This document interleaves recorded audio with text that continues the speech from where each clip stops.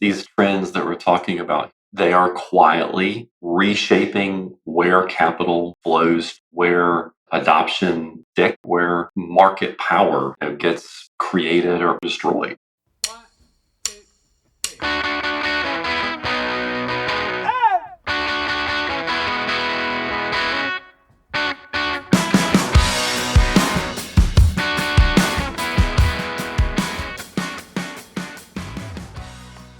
Coming up, we're talking about investment in food and ag and the quiet trends that are reshaping ag with Mark Brooks. Tim, this was a fun conversation.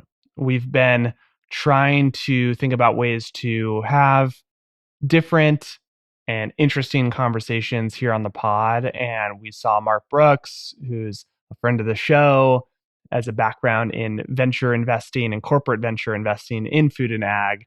And he has been doing some writing for Ag Funder. And he put out a post recently about the quiet trends reshaping ag, a field guide for builders, backers, and business leaders. Oh man, clickbait. I'm in reading that article, and it was really interesting, his view on venture capital in the space. And I sent it over to you right away, Tim. I was like, we need to get Mark on the pod and we need to just talk through this with him. And I loved how this conversation turned out. Yeah, it was a refreshing way to kind of look at the industry. When you look at kind of venture investing, the different verticals, you kind of like people just say like, drones or CEA, these different verticals. Mark kind of like flips that on his head and looks at kind of like outcomes versus focusing on specific categories. So really interesting way to approach the space. I think you guys are going to really love this conversation. So let's jump in. But first, a word from our sponsor. The Modern Acre podcast is presented by American Ag Credit. American Ag Credit is a proud member of the Farm Credit System, which was created more than 100 years ago with the sole purpose of serving the financial needs of farmers and ranchers. From small farms to the largest agribusiness enterprises, American Ag Credit understands agriculture and how to structure customized financial solutions. Just like many of the guests we have on the pod, American Ag Credit recognizes that the evolution of agriculture is inevitable and exciting. Their goal is to be at the forefront of this evolution, partnering with producers to grow their future in ways they haven't imagined yet. To learn more about American Ag Credit and to receive exclusive access to reports from Terrain, a research and insight service of American Ag Credit, visit agloan.com/terrain or hit the link in our show notes. Hey, Mark, welcome to the show. Good to see you. Good to have you here. Thanks, Tyler, for having me, and Tim. Good to see you. Excited to have you on the show. We've been catching up every quarter or so, just kind of syncing on the industry, chatting things through, and we're like, we just need to do this on the podcast and chat about things. So we're excited to kind of dig into what you're working on the past few months. But before we jump in, what's top of mind for you right now, Mark? Top of mind, top of mind. Well, I left FMC Ventures in March of this year. So top of mind for me right now really is figuring out where and how to allocate my energy to what's next and shaping the future of ag and climate resilient sectors. So I've been thinking a lot about what that could look like. So that's top of mind. I think this is fascinating because it's rare that we get the opportunity to kind of like zoom out, take some time to breathe and figure out how we think about an industry or a sector, right? I feel like we were just talking before the call. I am like underwater, just a day at a time, one foot in front of the next, operating our businesses and everything. And I think you have really been doing a lot of thinking around agriculture, climate, technology. And I think it's to be freed up to really be thoughtful, I think is so important. You know what I mean? Do you feel that? Totally agree with that. And I've got some time to do that right now. And I'm trying to use this time as a gift to do that. And you've seen, I've been publishing a few articles here and there, both in ag tech as well as corporate venture capital kind of channels. And all of the stuff that I've been writing about, really honestly, is more for my own benefit. I'm trying to make sense of the world that we live in, and writing for me is the way that I process faults and information. And great if other people can benefit from it. I hope they can, but really, it's a way for me to kind of clarify my own thinking. So I've been using it as the gift that it is to to do that and think about this stuff. We're going to get into some of that writing in a minute here because your recent article was just kind of blowing my mind. I want to unpack that. But for those that don't know you, Mark, give us a quick background of Oh, you sure. and what got you into ag. Yeah, great question. So I'll be brief with it. Background is I've always been attracted to hard things, difficult things, things that are kind of off the beaten path a little bit. So I went to school at North Carolina State University. I majored in meteorology, which is a very difficult curriculum to go through. It's basically physics, math, chemistry applied to the atmosphere. Studied that, graduated barely, worked at North Carolina State University for almost a decade doing research on climate and the intersection of climate and ag, as well as other verticals like energy and transportation and engineering and stuff. Started an ag tech company, ran that for a little while. This was before ag tech was even a word. So did that, moved in the corporate strategy for a while, went to the AI CPA, which is the world's largest association for accounting and finance professionals.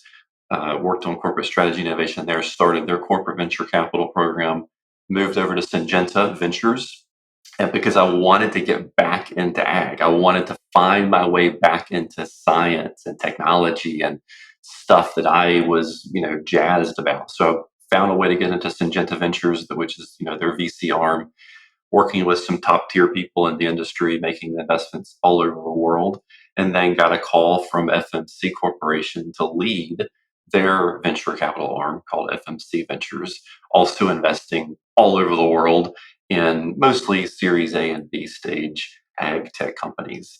So I've done a lot of venture capital deals across 5 different continents, been on the boards of lots of companies across 5 different continents, and have really enjoyed being able to really be on the bleeding edge of all things related to ag tech and food tech even.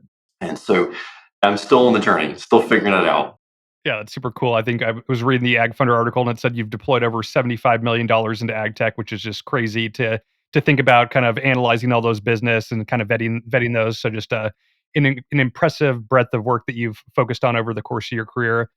Mark, you were kind of more on like the corporate venture capital side. Can you maybe kind of explain the differences of kind of traditional, like not going the traditional like venture capital route that's like separate of like actually working in house for a corporate and kind of the pros and cons of that approach? I think a lot of people look at like, oh, it's a big company, they have a venture arm, like that's really cool. Like what kind of strings are attached? Are you kind of closely tied to that company? Maybe just talk to us about that context and why you went kind of the corporate VC route versus independent. Yeah, thanks, Tim. Fabulous question. I love this question. So I think just a quick kind of contrast and comparison between venture capital, as most people think about it, and corporate venture capital. So venture capital funds, mostly financially focused and financially minded. They have a number of limited partners that put money into the fund, and then that fund goes out and deploys, over the course of 10 years or so into the themes of innovation that they promise to invest in. That's how VC works. Corporate venture capital, on the other hand, typically has one LP, which is the corporate parent. So in the case of Syngenta Ventures or FMC Ventures, the corporate parent was Syngenta or FMC, respectively. And the mandate is a little bit different. I mean, yes, you want to make money, you want to return capital, and ideally return multiples of capital. But in the case of most corporate VC arms, the mandate really is to look around the corner at what's next and find those emerging technologies, emerging companies, emerging entrepreneurs that are going to shape the future of that corporation's sector or business, and find them, invest in them, partner with them, and to not be surprised when the space begins to change because of those innovations. In a lot of cases, a CVC being corporate venture capital, in a lot of cases, a CVC will have some strings attached, right? Because I mean, it's not about purely making money; it's about collaborating and getting early access to technologies. And so, a lot of CVCs will operate in a way that's kind of arm's length from the business, but connected enough to the business where the CVC can be a conduit between the startup ecosystem and the core R&D apparatus or the core commercial of the corporate parent. We would make investments, but we would also have usually some kind of a collaboration happening in parallel. And what's cool about it, cool about this when it's done really well is that it creates the right incentives between the corporate parent and the startup company, the incentives to do something together that you ordinarily or probably could not do by themselves. And that is the essence of a CVC. CVCs are a real, just a bit of kind of history lesson, I guess. CVCs have been around for a couple of decades, but I would argue it's still a relatively new corporate function. If you look at other corporate functions, the CVC function is probably one of the newest things that exists in corporations. There's been a lot of lessons, about how that should be structured, and a lot of successes, but also some failures in different industries. And so I think it's still an evolving capability for corporates. Is it like you talked about the history? I'm curious, like when I think about CVC, I think a lot about Google and Google investing in kind of their moonshot factory. I think that's probably a little different structure, but this idea of you're printing you have annual profits in the business. What do you do with those profits in a way that benefits shareholders? Right, investing in new technologies, emerging technologies. It's kind of defense by offense, right? Kind of finding other opportunities is kind of just an interesting model. That's exactly right. Yeah, you're talking about the X Factory, I think is what it used to be called, at least. That's right. That's about the moonshot stuff. That's where Mineral came from. That's where I Waymo. think Heritable Ag, yeah, Waymo came from there.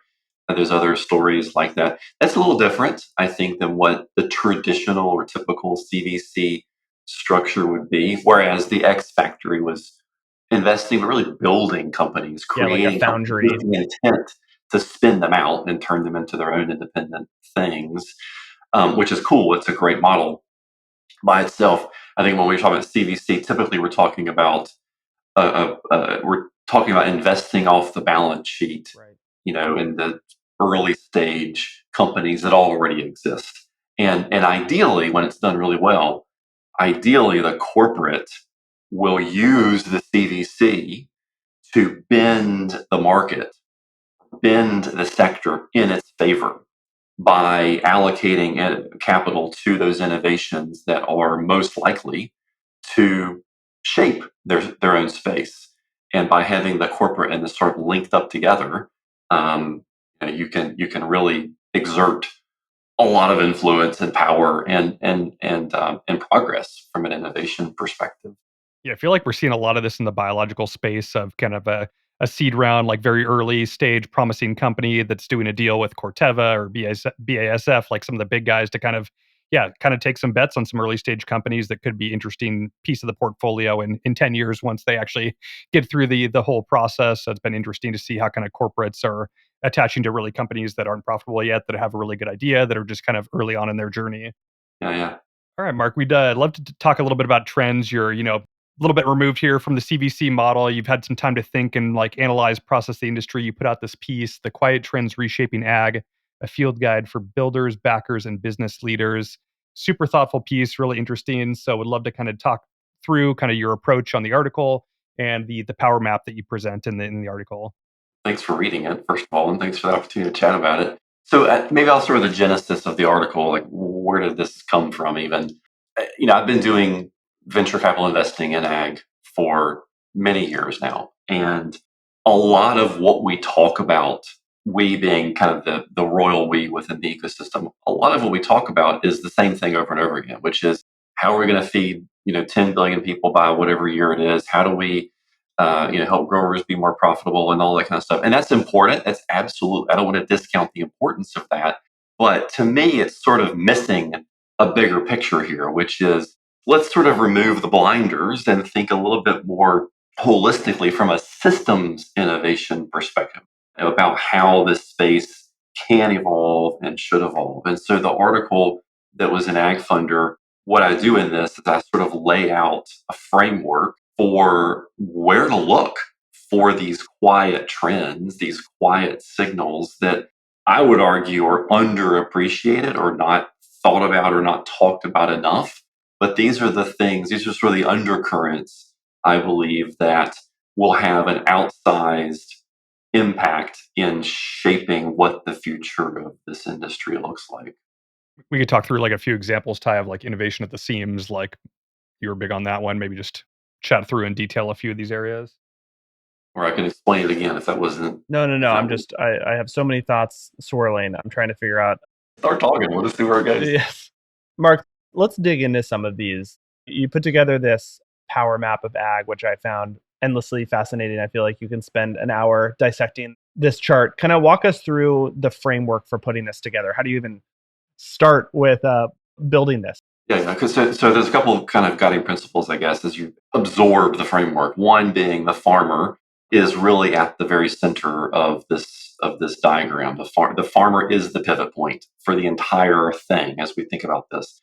The other kind of guiding principle that you need to sort of think about here is are several stakeholders within this map. You've got the corporates being the big ag input companies that we all know about, and I've worked at two of those. You got them, which have the footprint, have the distribution, have tremendous R&D capabilities, and then the other layer or the other stakeholder here being the entrepreneur, the innovator, the person like you guys and others out there who are listening to us who have the ideas, who have the capital, and who have the team to build something that's new and different. So they're the second kind of stakeholder in this. And then I think the third stakeholder would be who's the third stakeholder? I just lost my train of thought. Investors. Investors. Oh God, yeah, of course, Jesus Christ, of course.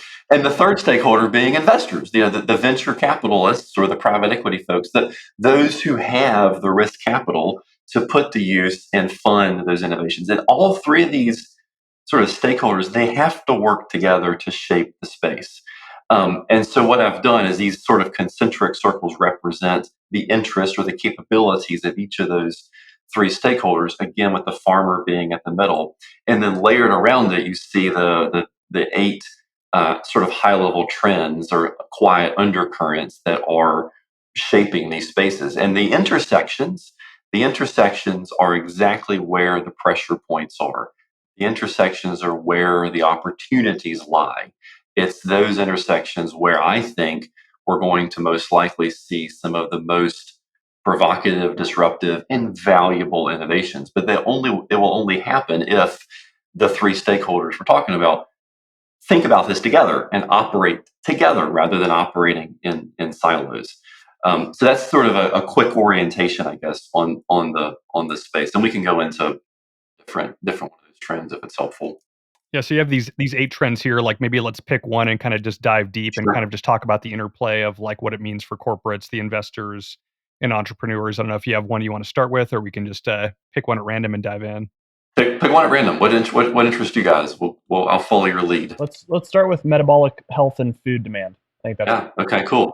So right. So this is what we're talking about here is things like the GLP-1 types of drugs, which are in the news everywhere about reducing caloric consumption. Now, keep in mind that the last 100 years or so of agriculture and the entire food system globally has been optimized around delivering calories.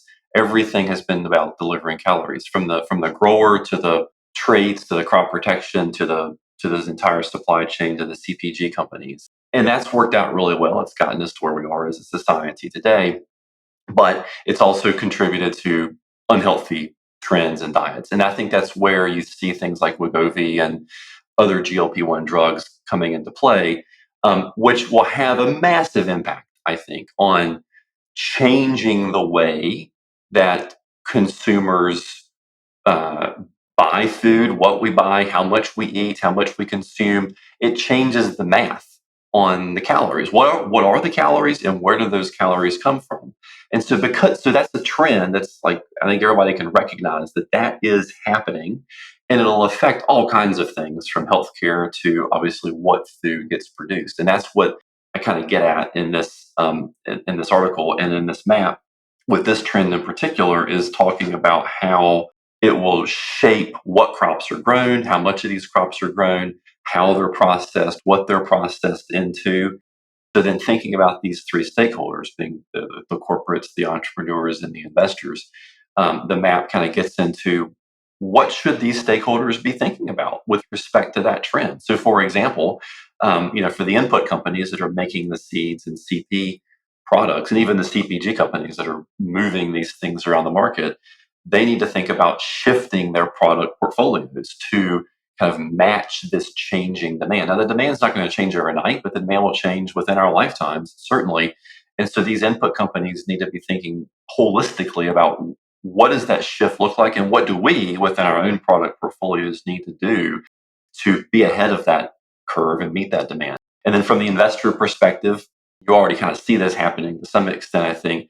From the venture capital and risk capital perspective, the game is, well, what kind of innovations should we be investing in from an ingredients play or a food kind of processing play that will also meet this evolving demand? And then from the entrepreneur perspective, the thinking is, well, what does this mean for future diets? What innovations do I need to be creating or developing and selling and raising capital around that will facilitate this inevitable shift that's happening, or even speed it up a little bit? So again, all three of these stakeholders really have to act together, which is hard to do. There's always friction, right, between these places. But the idea of the map, at least, is to give a little bit of a field guide for what's happening and how it happens and how these stakeholders interface with each other. Yeah, it's super interesting. You can almost see like as kind of diets and kind of trend diets change. There's Whole 30, which was popular a while ago, and there's products that actually have branded like this product or this meal is compatible with kind of a Whole 30 lifestyle of like, yeah, are you on a GLP-1? This is a product that's kind of compatible that will help kind of offset or make the medicine that you're taking more effective. So yeah, I think it's Exactly. Yeah. And maybe that's one other point. If I could maybe just draw our attention to one other trend here, which is innovation at the seams. I call this one out. This actually it's listed as a discrete sort of trend or signal, but I think it kind of encompasses everything. I think historically we've been thinking about ag tech and food tech in a silo of ag tech and food tech.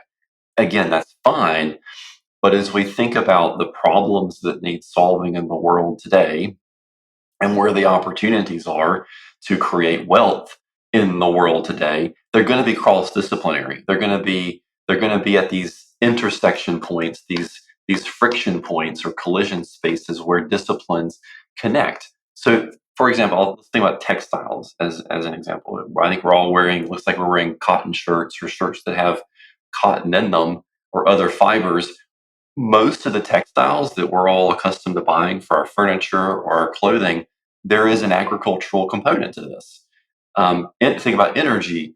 There could be an agricultural component to energy as you think about how microbes could store electricity and things like this. And so that's sort of what I'm trying to get at here is we need this systems level perspective, and to kind of get outside of our own little individual silos, because that's where that's where the best most get that's where the biggest game changers will be in our lifetimes. Totally agree. I think the problem, we can go a lot of places with this, but the one of the problems I've seen in venture capital in ag has been a failure to really have um, massive ambition. I think there's companies that are raising venture capital because that's what you should do, but not because the fundamentals, the first principles make sense for a venture capital investment. And what I love about your map is it paints a big vision, right? If you're thinking about raising venture capital or you have an idea that needs venture capital, you should be able to look at this map and look at these trends, look at the stakeholders, and be able to paint a big vision about how you're going to disrupt, how you're going to fit into these trends in a big way. And that's what I think that we need more of this framing as opposed to just another ad tech company, just another actionable insights company, right? Like we need to think bigger, and that's what even reading this article for my company Polaris helped me continue to think through this, how I'm thinking about our journey and our strategy. And innovation at the seams was the one that stood out to me because we cover ag and energy. We're kind of this tweener company, and it's been a fundamental question of the company since I joined historically has been, are we an ag company that does energy, or are we an energy company that focuses on ag? And this Huh, was kind of right? an existential question for the company. Tim and I join, and our immediate gut reaction: we're an ag company. Like we're ag guys. We know the ag sector. We know the players. Like of course, we're an ag company that does an energy. I have completely 180'd on this over the past several months because, and I think that's where our value lies. I've as coming in, it's like, what do we do better than anyone? It's implement these energy flexibility programs for utilities that utilities desperately need more flexible energy resources. We do that better than anyone else for agriculture, but we are an energy company because that's functionally what we do is we provide these distributed energy resources to utilities to have flexible loads. And that's our differentiator, right? Because there's a lot of energy companies that do have similar platforms, but they focus on commercial industrial. They don't Yeah, focus yeah, on ag. That we know in energy, we are the ag experts bar none. But if we're an ag company that dabbles in energy, there's a ton of companies. There's dozens of companies that are ag companies, ag tech, that have some sort of energy component. And that was kind of really the aha moment. And I think just thinking about how these sectors come together and where our value is coming from helped me think bigger about what Polaris can and should be, if that makes sense. no, it makes perfect sense, and that's a perfect example or a good proxy for where the opportunities are here. I mean, ag tech, it intersects with so many different spaces, as you just alluded in your remarks, as well as in the map that we're talking about here, this diagram. And it's where those spaces collide that new categories, new markets will be created that we don't even have names for yet. And I mean, that if that doesn't get innovators and VCs excited, like I don't know what does. I mean, that's where that to me that is where the this lifetime's most wealth will be created. Is at those kind of intersection points where those categories get born.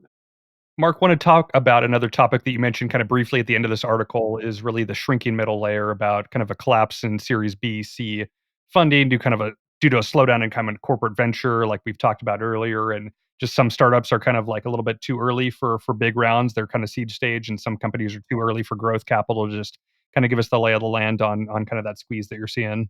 Yeah, great point. That's why I mentioned this briefly in the article. It wasn't a core part of it was not a core part of the article, but it was definitely a brief mention. The whole point here is that you know we see a slowdown right now in pretty much all forms of risk capital coming into agriculture and food tech. For good reason. There's the exits have been slower. The size of exits has been sort of depressed a little bit. And so you see corporates pulling back, the CVCs are pulling back, a number of ag tech specifically focused funds are pulling back or slowing down.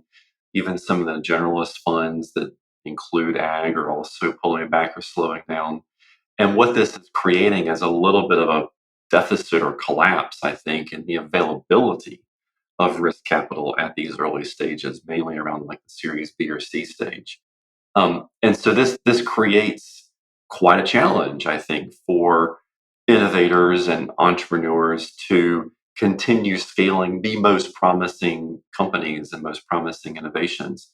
There is still, from what I can see, there's pockets, right? I'm going to generalize globally, but there's pockets regionally with some nuances. But I think in general, I'm still seeing a decent amount of capital available at the really early stages, like the seed, even the Series A stage. Um, and that's great because that gets things off the ground. But then there's this sort of lack of it as they get to the later stages, and that's a problem, and that's a massive challenge. I think for innovators and entrepreneurs and even venture funds.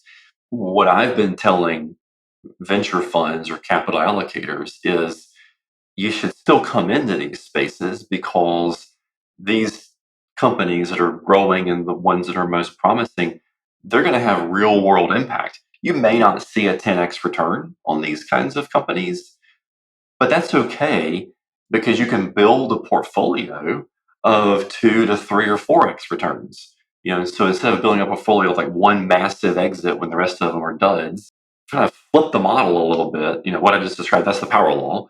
Ignore the power law and let's think about more like a resilience law kind of model, which is build a portfolio of the twos or the three X's, and still be quite healthy, I think, with the returns and the impact that these companies make. But I mean, this, like anything, there's ebbs and flows, there's ups and downs and cycles, and we're in the midst of part of that trough, I think, right now in the funding environment. Any other items you want to kind of pull out?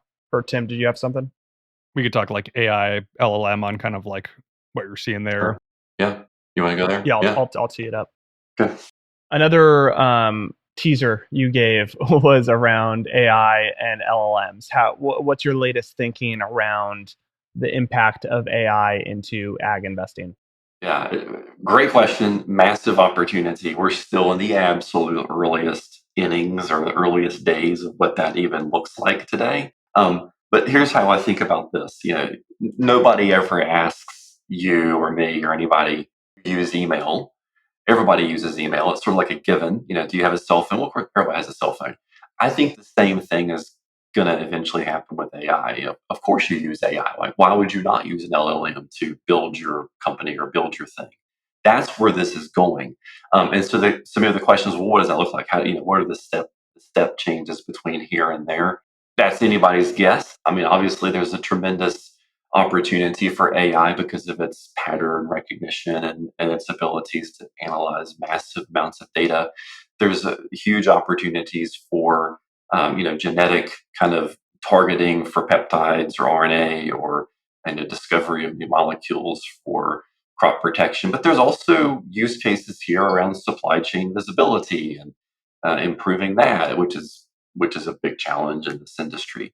To me, there's not any one thing or one use case to like get jazzed about with AI. To me, it's more of a this is going to be a normal part of every company in the world. This is going to be a normal part of our lives. And it's a question of just how do you kind of integrate it into the thing that you're doing, just like email has been or text messages have been for all of us.